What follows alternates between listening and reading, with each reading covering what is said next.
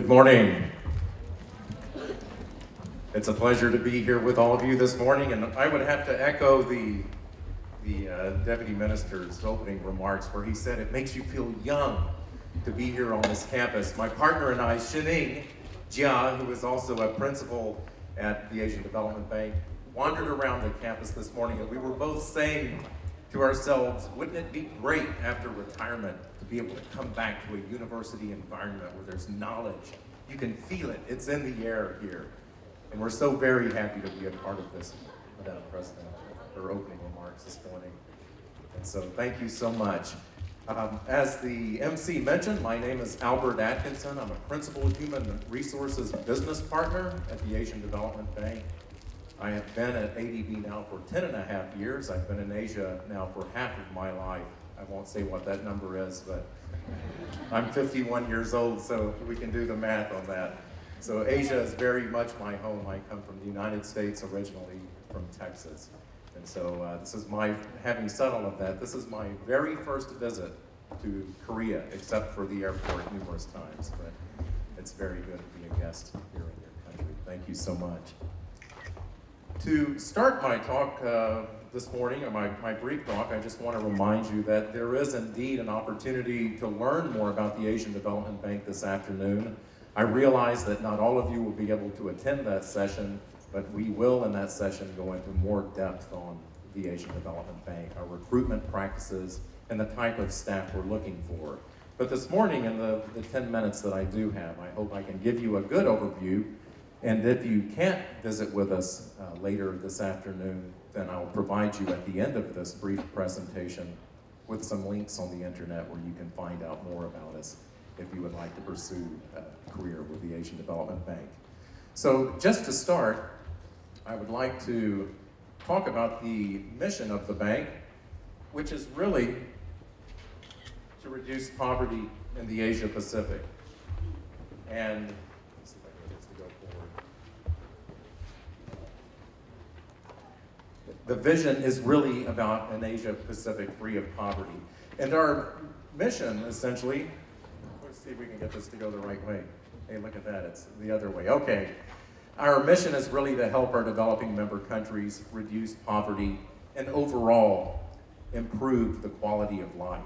That's essentially what it's about, because working in the Asia Pacific region as a development institution that has really been in place since 1966, we realize that even today that over 1 billion people live in the region on less than $2 a day. So it's amazing when you think about the mandate of a development organization within this region and the kind of impact you can make by coming to work for an organization like ours in the Asia region or in an organization like the African Development Bank in Africa.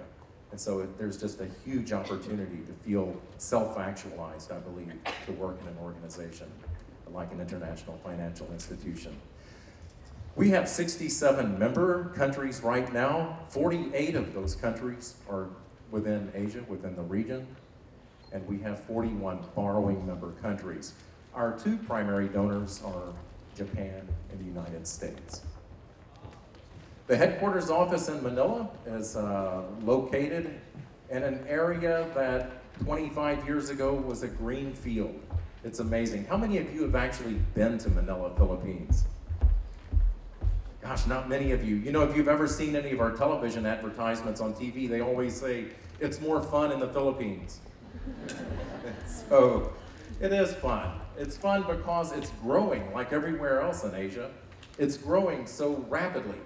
And 25 years ago when I moved to Manila, this was a green field. And I visited this green field and I have a photo of tomatoes growing where that bank is right now. But that's our headquarters in Manila, but we're not just limited to Manila. We have offices around the world, and closest to Korea perhaps would be our Japan resident office, which is in Tokyo, but we span all the way to North America with our North American regional office, which is in Washington, and then around the world in 32 different offices, primarily concentrated within the region, of course. When we look at our key operational areas, because this ties into the types of people that we're looking for, And I believe it was in the President's opening remarks, she was talking about, the types of diversity that is useful to you as students as you're going through your education. Have your mind open. Be looking for all the different types of experiences you can gain, because there's no telling when you might use those experiences or when you might be asked to use those experiences. Because when we hire somebody for the Asian Development Bank, it will be because of your technical expertise, of course, but it's also because of your capacity to learn, what we call your learning agility. Do you have the capacity to build on what your technical expertise is? Do you have the capacity to become something new? Because we know as the region is expanding and growing so quickly, we also know that the types of professionals we need change very rapidly now. And so while you may come into the bank as a water specialist, if you have that capacity to grow into some of the other priority sectors within the organization over the course of your career at the bank, that works in your favor. So by all means, have your mind open to grasp all of the experiences you can, because you never know when you might have to put those experiences together to come up with new ideas or seeing problems in a new way.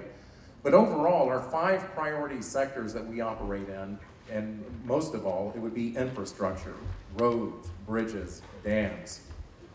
Environment is a huge concern for us, the whole concept of climate change and livable cities. Regional cooperation and integration. When we start to think about disease, when we start to think about cross-border roads, we realize that regional integration and cooperation is indeed very critical, because we no longer really live in an isolated world. We're global, we're connected. Financial sector development, of course, is a primary goal of any bank, but to develop the financial sector in our member countries, of course, is critical to give them that capacity.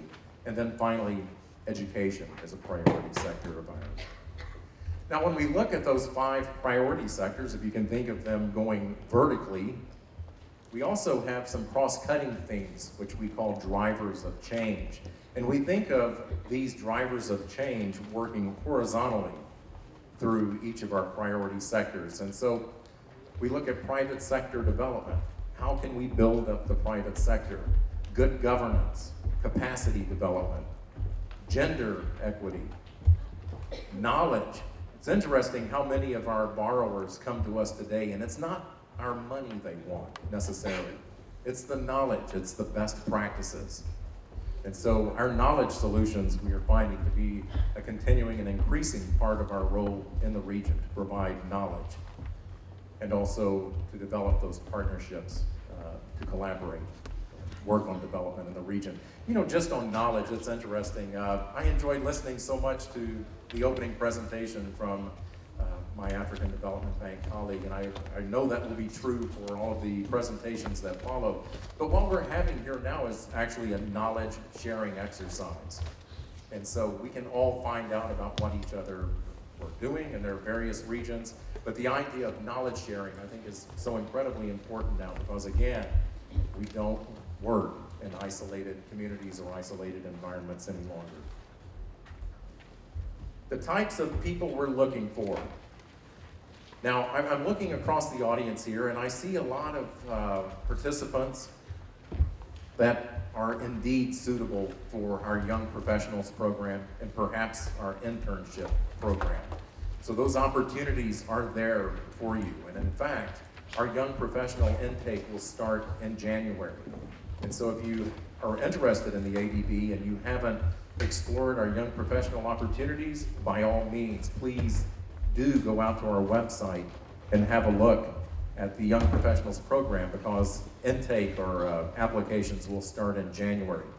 Now, if you're beyond the age of the Young Professional group, which is 32 years old, if you're a mid-career professional or wherever you stand in your career, what we look for, of course, is expertise and learning agility, as I spoke about earlier.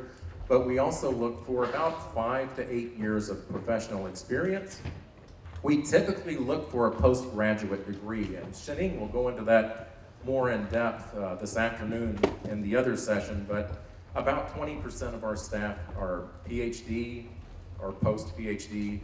About 30 of our staff have masters. And so there's typically a desire to have staff with a postgraduate degree.